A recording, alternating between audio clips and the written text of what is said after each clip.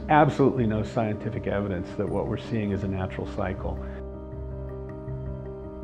We don't need to be doing this.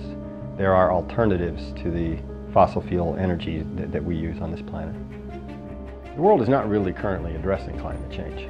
We're still very much in the denial mode. The idea that government can simply mandate that society reduce its fossil energy consumption, I think people more and more are realizing that's the wrong way to go. The Kyoto Protocol isn't going to work, right? It's built on a rationing system. It's a system where we set a global target and then we allot a certain amount of CO2 per nation. And the system's built on the idea that eventually, once countries build up their CO2, they're going to betray the system anyway. There's no firm commitment.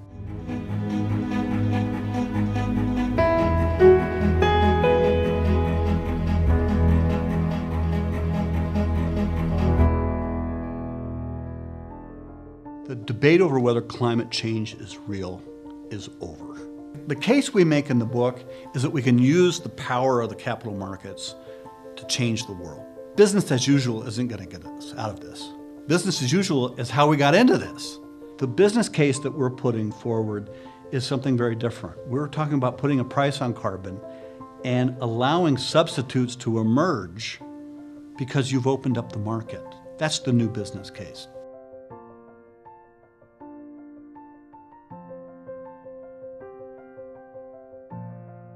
You make a small change that can have a ripple effect throughout our entire global economy.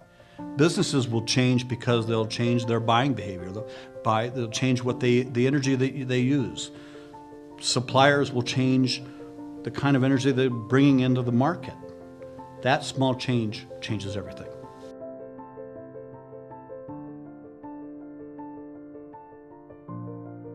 I think that using the business community as an engine for change, particularly environmental change, is a brilliant idea. A paradigm shift is possible, going from this world where environment and business are in conflict with each other to where the environment and the business don't have to be in conflict with each other by this simple change.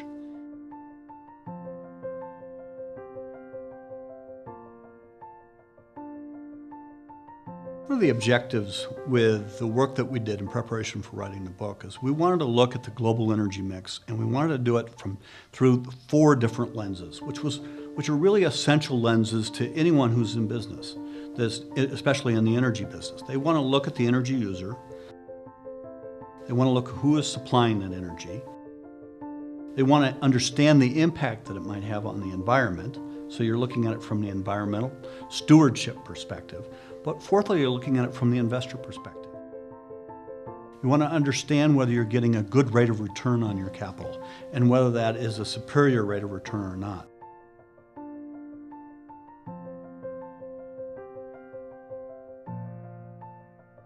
It's not a book on the physics of climate change or on how an economist might look at the cost of climate change. This is a book about business. And it's a book about how the market and what the market is telling us about how we might use business as a change agent for addressing and dealing and mitigating climate change.